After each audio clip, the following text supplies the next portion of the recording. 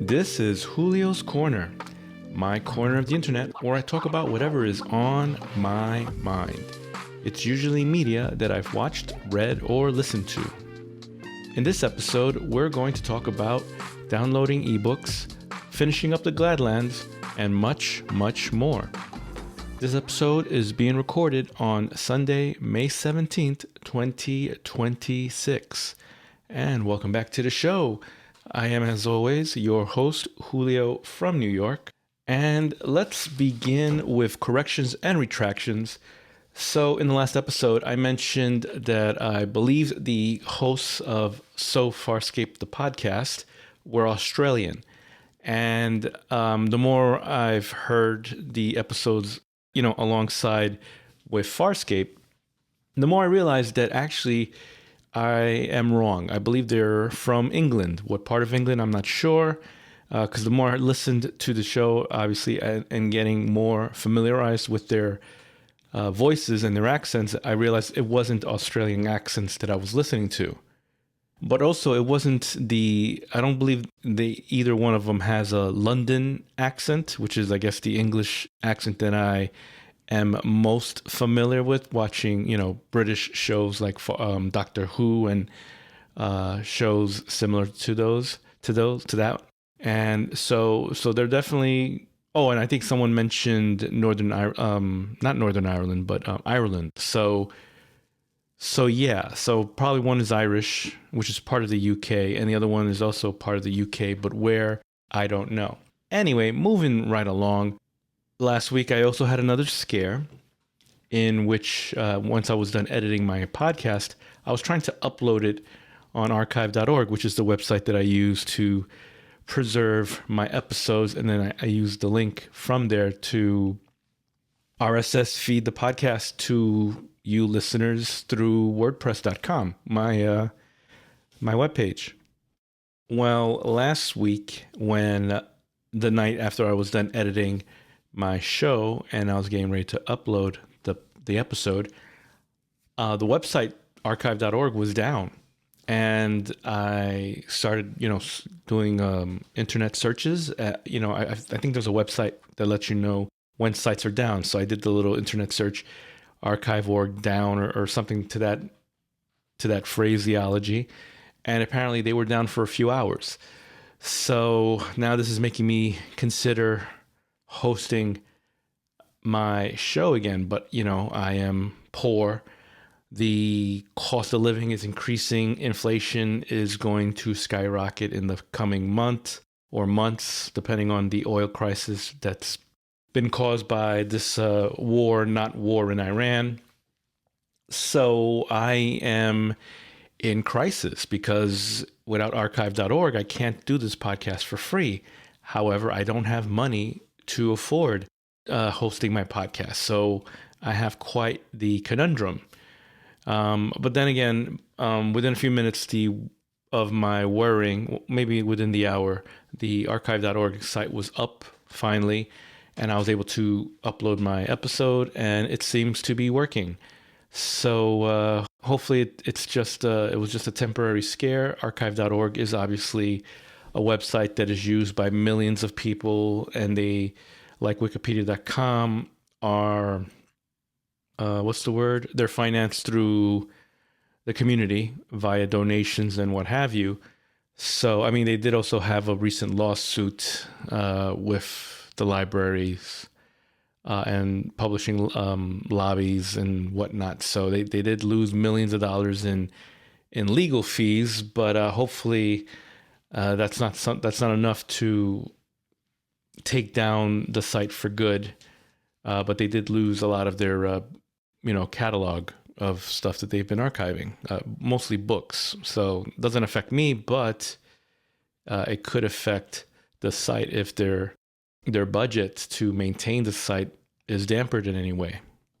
Anyways, as I mentioned in the last episode, I was done getting all my, as much of my audiobooks as I was able to from audible.com.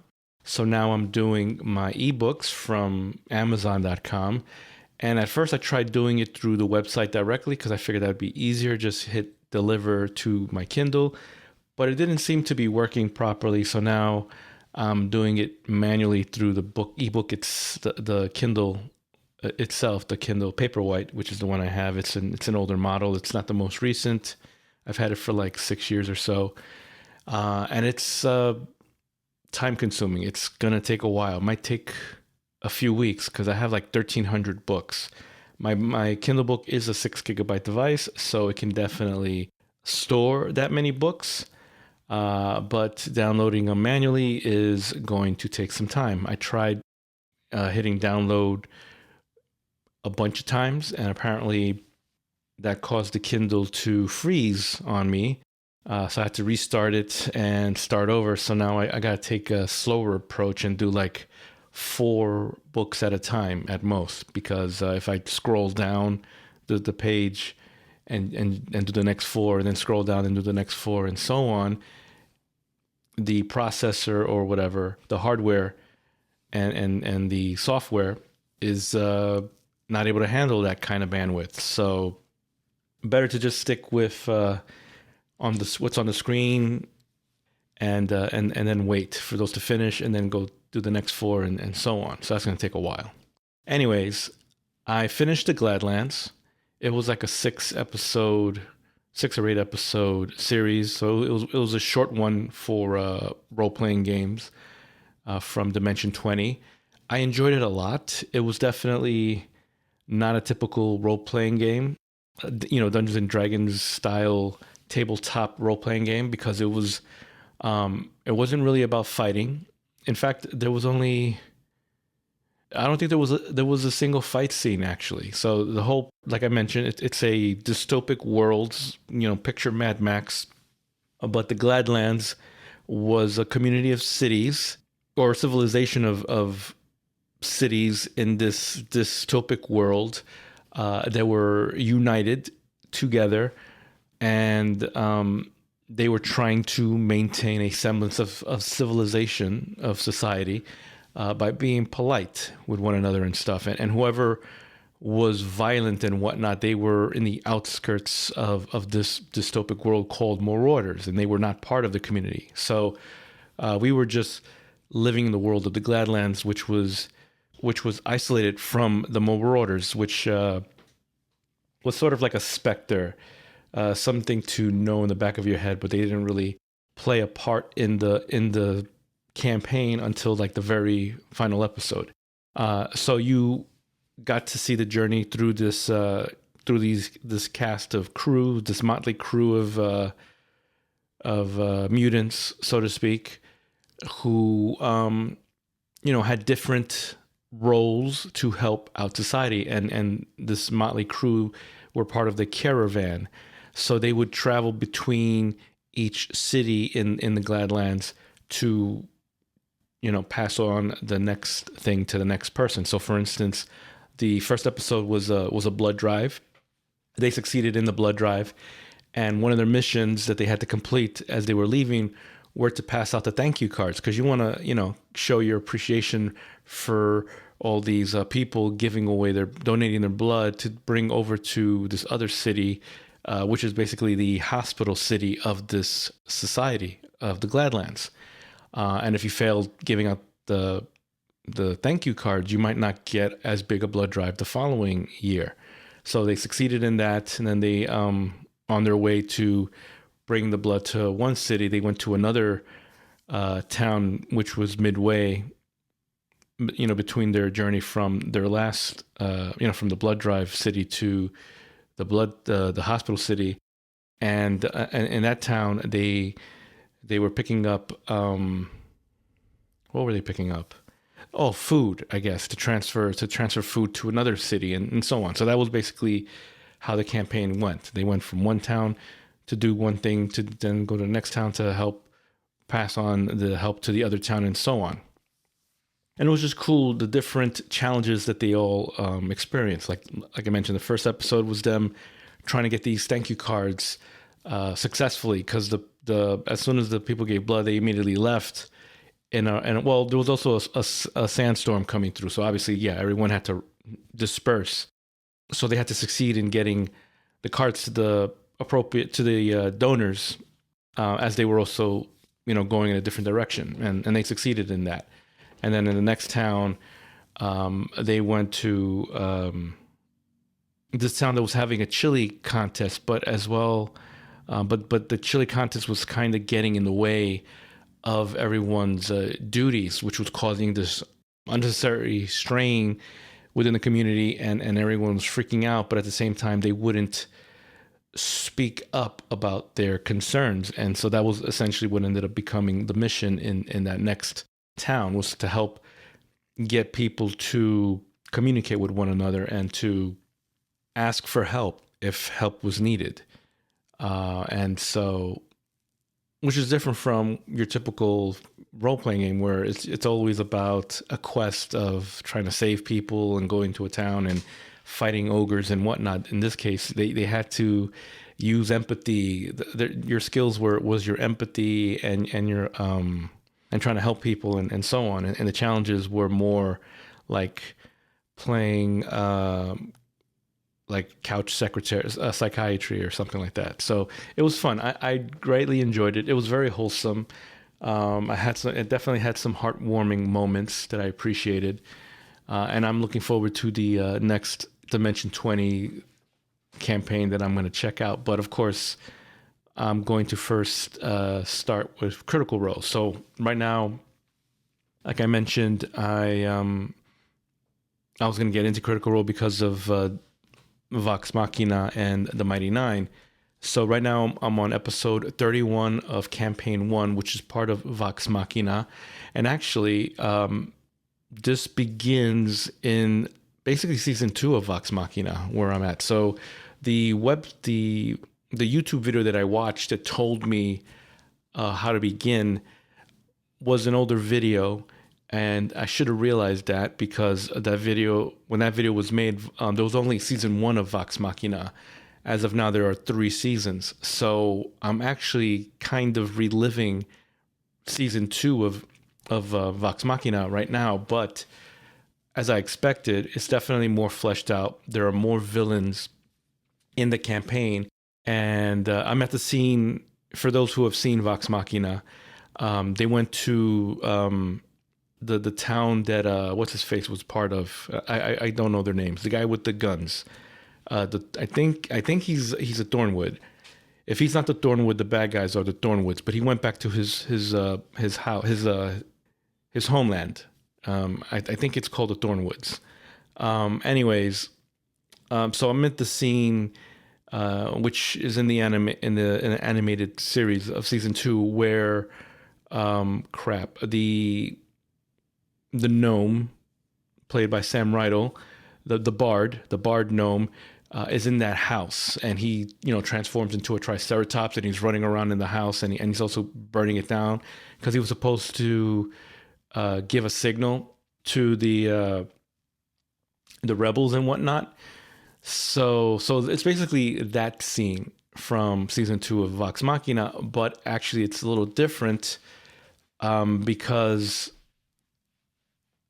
it doesn't seem like he's giving them a signal, because he does burn the house down, but the crew that was waiting to see him burn the house down are not there.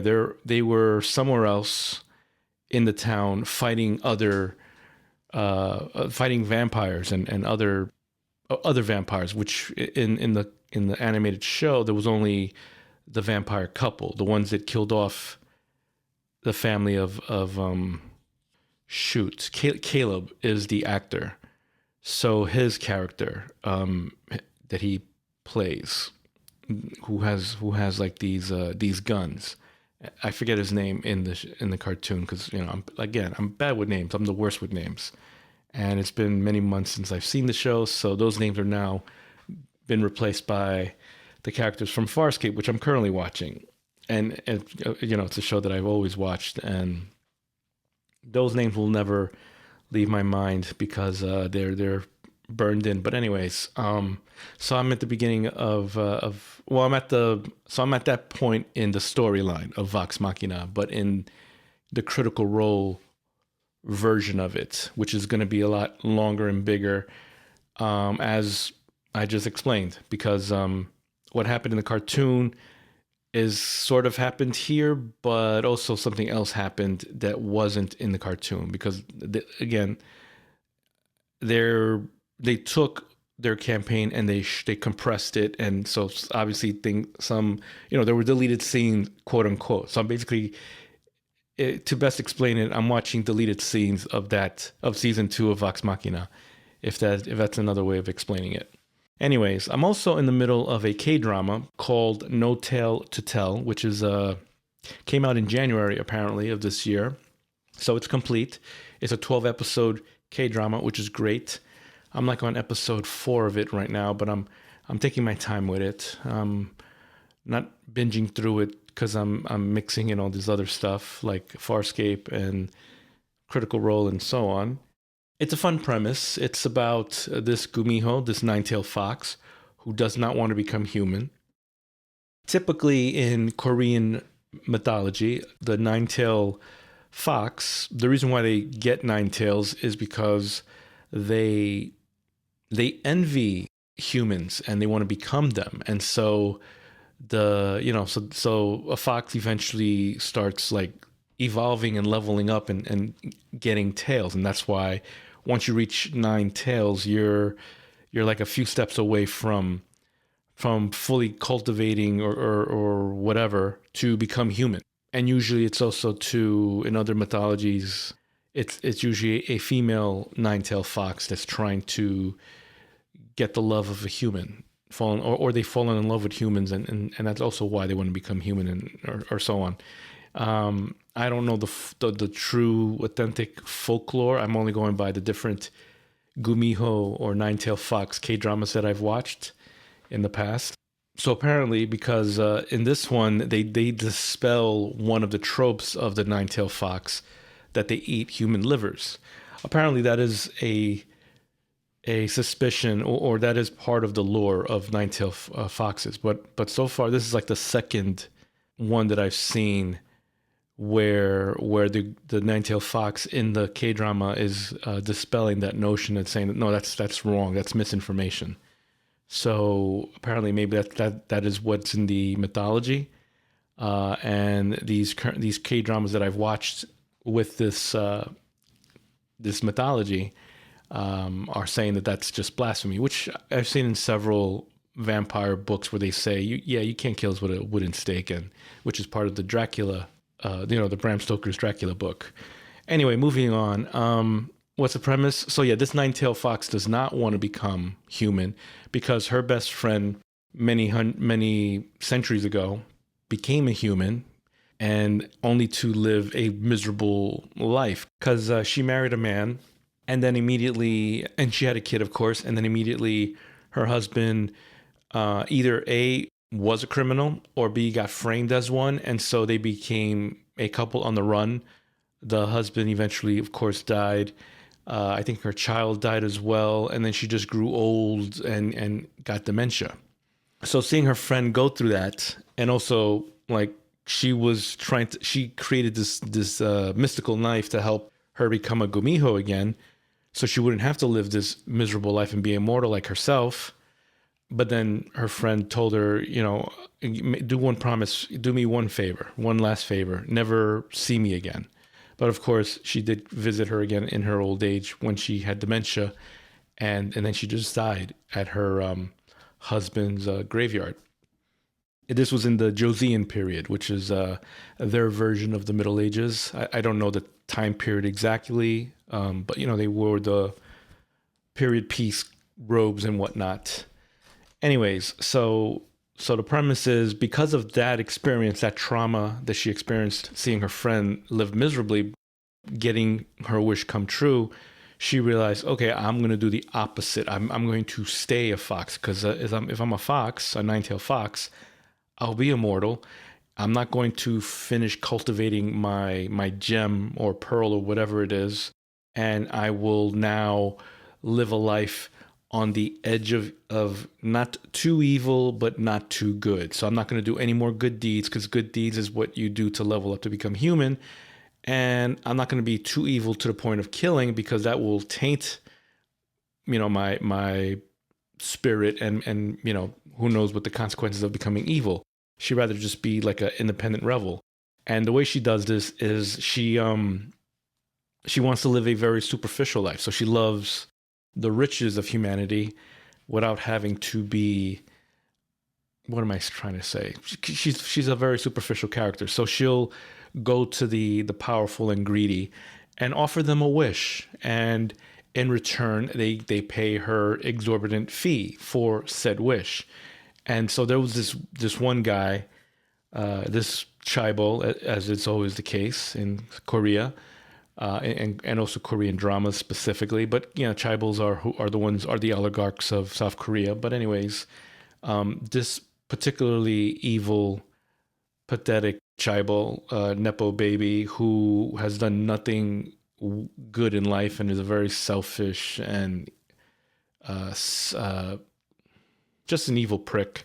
His wish was to win this vote that would give him the partnership or close on a deal that he was trying to do. I forget the details. It's like I said, I'm stretching it out, so it's been a couple of weeks too long for me to retain that minutia of information. But anyways, he was losing because obviously his plan was flawed. He didn't put any research into it. He, of course, like a typical nepo baby, think Trump, but this guy's younger and better looking. He doesn't. He always passes the blame on people, expects them to fix up his messes. He's just a guy who likes to get drunk and sleep around and just live a life of hedonism. But also he wants the power and glory of he wants to inherit his family's fortune because he's like I said, he's a prick.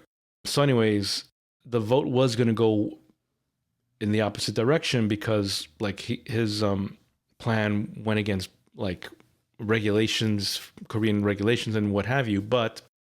And that was his wish. So she rigged the vote in his favor. He won. And then he went to celebrate with his minions, his cronies. And then he drove drunk and did a hit and run. So yeah, she helped him do something not completely unethical, but obviously nothing that should have gone in his favor. But she doesn't care because it's on that line, right? It's not too evil and it's not a good deed by any means. If anything, it's a bad deed, but it's not something that's totally evil. But anyway, because of that consequence and that guy getting his way, he got drunk and then hit this kid, this footballer who was destined to have a very successful life, but because of the situation, now he's not going to have that life. And his friend, who now wasn't doing well because he wasn't rich, and so he has to work part-time job as well as do whatever in Division 4 football there. And when I say football, it's what we call soccer here in America, but it's real football. They actually use their feet. So somehow, anyway, I'm getting lost in the weeds. Point is, that other guy who is the leading role character, the poor one, he eventually gets linked with the gumiho. Her name is Eunho in the show. That guy's name is I don't remember. So anyway, it's a good show. I'm on like 4 episodes in, and yeah, I'm definitely liking it. And we'll probably talk more about it when we get to it. So the last thing I want to talk about is how I feel about how capitalism is ruining sports. As you know, I was watching wrestling, but I started watching less and less of it, and I finally gave up after the last WrestleMania because they're just bad with the stories. And it turns out the reason for these bad storylines is because of their new ownership, which is TKO, who also owns UFC. And they keep meddling with the creative writing. They now also decided to use AI for their writing. So they're probably using ChatGPT to do a lot of their scripts. And just recently they had, after WrestleMania, this most recent WrestleMania, which I did not watch, I just didn't want to bother. So this was last WrestleMania. I gave up. I gave up on the show. This past year, I haven't been watching these last few 12 months or whatever. So the last WrestleMania happened, and then they released a bunch of people, and one group that got released that I was a bit surprised by, and it caused a lot of backlash, was this tag team called The New Day. They've been around for like 15 years in the WWE. They were like the most popular tag team in WWE. They did a heel turn 2 years ago, which was one of the biggest moments in their history, and it was such a big heel turn. And then they did nothing with that storyline, which is, when I started losing interest, because why would you do this amazing thing to this team that was always whatever you call the opposite of a heel? They were loved by everyone. And then you made them turn heel to add a dynamic, but also it was momentous. And then you did nothing with it. You just let it die. So they got released. It turns out, actually, what more interestingly, they had just done around the time that I was still watching, they had done a new contract extension. Well, now TKO is trying to save money. So they want everyone to take 50% pay cuts. So they were like, no, we're not doing that. We're not going to reduce our pay because, and then, with bonus incentives, they said, we'll cut your pay by half, but you'll have these bonus incentives. So if you get to do, you meet these marks, you'll be able to make back that money that you'll lose with this new contract because of the bonuses that you'll accumulate. And it's a trick, because again, this isn't actual sport, right? This is sport entertainment. This is all scripted. So how would they be able to, let's say you have to do this amount of matches the year, but if they're not written into the playbill, the lineup of any weekly events, they're not going to make that quota. If they're supposed to win this many matches, how can they guarantee it if the writing won't allow them to win any matches? And the thing is, these past 2 years, they haven't really had many matches at all. If anything, they were just background characters, and you would only have seen them if you used a VPN and you watched you watched like the Canadian version of Netflix or the European version of Netflix. Because if you watch the US version of Netflix, they would only show them during our commercial break. So if you're watching, Monday Night Raw on Netflix, when in the US, we had commercial breaks. In Canadian version or non-US version of the same show, they would have like these, during the commercial break, they would have these things happening in the background that the people at the show would see, or the people not in the US would see. And those were the moments where the New Day was most exposed to the fan base. So here in the US, you would get no exposure to them during this whole 2-year hiatus. You would only see them the few times where they would do commentary at the commenter's desk, the commentator desk, when they would, impose themselves, which was similar to what they did with what's his face, Killer Karrion Kross 3 years ago. During the time that I was watching, they stopped giving him any fights. They wouldn't let him do anything, and then they finally just cut him, or they let his contract expire and didn't bother to re-sign him. And he's actually doing better independently for his own personal sake. He's having a blast doing the independent circuit. They also let go of the Nightmare Group, the something six, the Wyatt Six, which I wasn't a fan of. Like they had a great debut, but then the writing was awful. Like, as I mentioned in the past, I wasn't a fan of them, and apparently they weren't either. And so they let them go. They let go of what's her face, and then her husband, who just came back to the show. Why did they sign him for 1 year and then they let him go? Something Vega is her name. They would never give her any real opportunities. And yeah, so it's on and on and on. So I'm glad that I stopped watching wrestling. But we're not here to talk about wrestling, because again, I'm not watching it. We're talking about sports in a more general view. that still applies to me, and that is the NFL and FIFA. So as you know, the World Cup is coming next month, and the U.S. is supposed to host it along with Mexico and Canada. Well, as you know, the U.S. is horrible to foreigners right now because of ICE and these stupid actions that Trump put into place. So Canadians stop coming here. Mexicans obviously are not going to come here. And people from Africa stop coming here. South Africans actually, that came here as quote unquote refugees from white, they were calling it a white Holocaust. They all went back to South Africa because living in South Africa is actually better than living here. But anyways, in Europe, they were given international warnings to not go to the U.S. during the World Cup because you may run afoul of ICE and other prejudicial actions. So hotel reservations are down.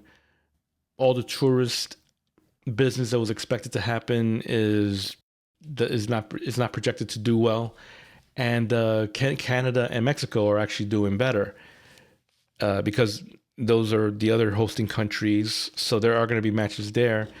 So there's essentially a boycott here in the U.S. for the World Cup. And also the tickets are ridiculous. They're charging like $1,000 plus for tickets. So who's going to be able to watch? Who's going to be able to afford that except really rich people? The train from Penn Station that's supposed to bring you from here in New York to New Jersey to the Meadowlands or whatever they call MetLife Stadium is what it's called now. Normally that train fare is I believe it's like $12. But during the World Cup, it's going to be like $150. It's going to be $150 versus $12. So it's like they're really hiking up the prices for the World Cup, which is kind of funny because, the excuse behind that price jump is because of security. But it doesn't look like it's going to be necessary since people aren't really coming. So only a few rich people are really going to get to enjoy the World Cup here in the U.S. But more importantly, the thing that I watch I was watching for the last 3 years is the NFL. NFL is getting too greedy, having these streaming deals. They had a couple of games on Peacock. They obviously have a Thursday night football program with Amazon. Netflix had a couple of Christmas games. I think they had a Thanksgiving game, or no, they had a Black Friday game.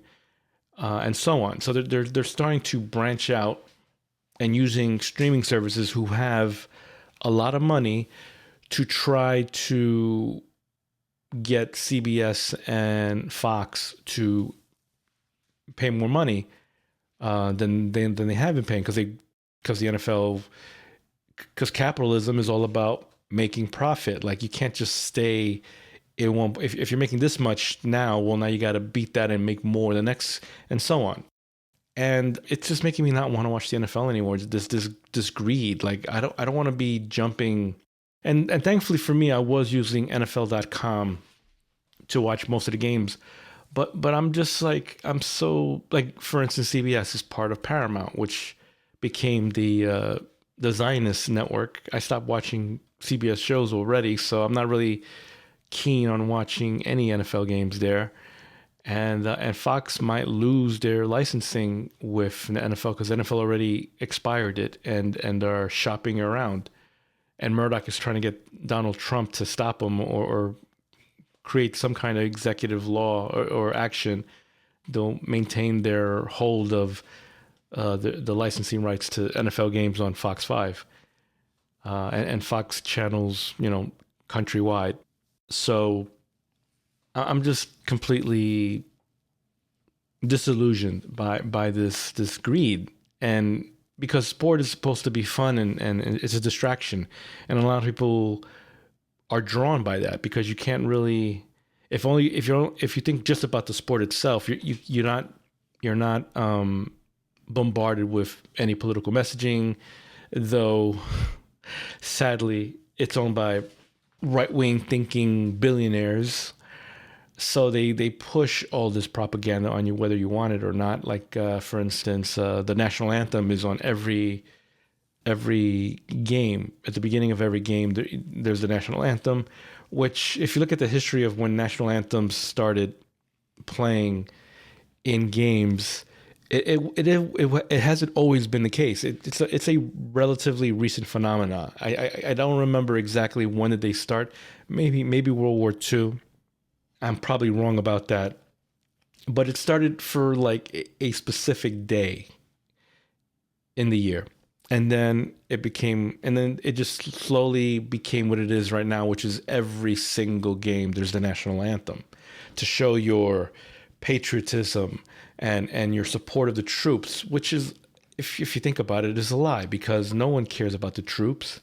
You like right now, the Trump is trying to create a draft to force people to fight in this war in Iran that nobody wants, so that the oligarchs, the oil people, get that oil from Iran, and Israel gets what they want, which is a destabilization of Iran, and so they can get more land in Syria and Lebanon unopposed, and just cause more trauma for everyone, and it's just insane. Not to mention, what are the things that they do? And well, they always have like the in like the big games, they'll have like military planes fly across the stadium and things like that to push this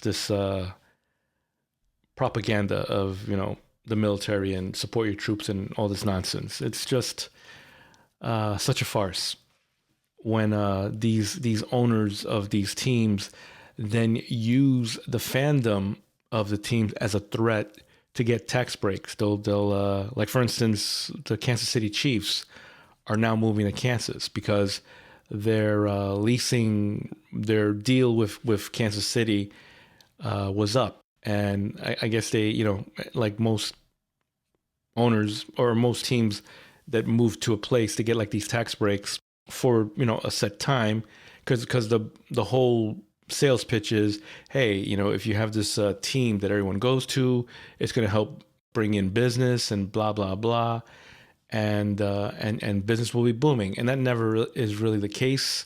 Usually, the only one who profits is the team owner. Then their terms are up, and instead of now paying taxes as promised, they decide to find another place that's going to give them the new tax break. So that's what's happening with Kansas City Chiefs. They're leaving Kansas City to go to Kansas to keep the Kansas name, and also Kansas is giving them tax breaks with the same promise that they sold to Kansas City, Missouri, over to the state of Kansas, which probably, as always, won't really be the case. It's not really going to bring the kind of business that they promise. It's going to only enrich the Hunt family, who were the owners of the Kansas City Chiefs. And then probably in another number of years, they'll then sell that team to some other oligarch for, double or triple the amount of billions that they spent originally when they bought it to make their money. And that's just how capitalism works. It's all about topping the next rush of money that you got. It's all profit motivated instead of, why can't you just be happy with the amount of money you're already making? You're not losing anything. Like that should be the bottom line. Did you lose money? No. Are you living comfortably? Yeah. Okay, great. That should be the bottom line. Are you making enough to live comfortably? If you're making enough to live comfortably, great. Anything else above that is a bonus. Like, why does it have to always be, no, I need to make a profit on top of that? Breaking even, and it's not even about breaking even. It's about, I need to make even more profit this year than I did the last year. Like, why?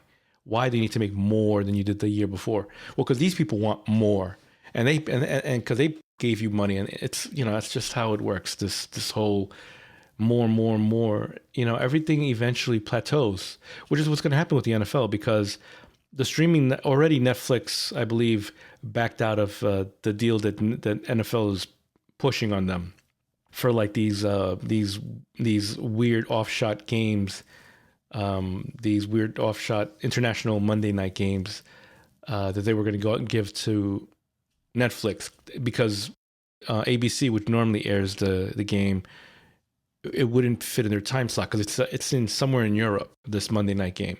So it's going to be that whatever time it is in Europe is, obviously there's like a 5 hour, 6 hour difference. So it wouldn't work for us, for ABC's programming.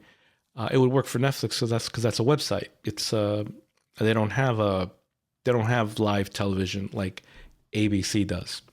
So they offer that to Netflix for who knows how much ridiculous amount of money, and Netflix is like, nope, not going to happen. And yet NFL is trying to use Netflix and YouTube to then go to CBS and Fox and be like, hey, well, you see, they offered us this amount of money, so if you want to keep us, you're going to have to give us this amount of money. And they're only losing money because people are watching less and less live television, or definitely less and less local television. Most people don't even know that you can get a pair of rabbit ears to watch your local TV, which is what I'm doing for any local programming, which I don't really watch a lot of because I'm busy watching other things like Dropout TV and YouTube and have that Streamio thing. But mostly I watch stuff on YouTube. So yeah, and that was a long-winded point of capitalism is ruining sports, and I'm considering ignoring, now that I've stopped watching wrestling, maybe I'll even stop watching the NFL again, because I'm not going to pay $100 for NFL Plus like I have the last 2 years, or the last 3 years, because I just don't feel inclined. I feel kind of this greed that the NFL is doing, that it's kind of hard to ignore, is giving me a bad taste. And I don't know if I want to be a party to it. So yeah, I'm giving up on the NFL. And that wraps up the show. If you have any questions, comments, or any thoughts you'd like to share, you can reach me by clicking on the Contact Me link in the show notes. If you're feeling extra generous, you can click on the donate link in the show notes and send some dollars my way.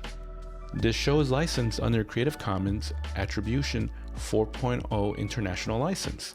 This means you can share this audio, remix it, do whatever you want, just say where you got it from. And as always, thanks for listening.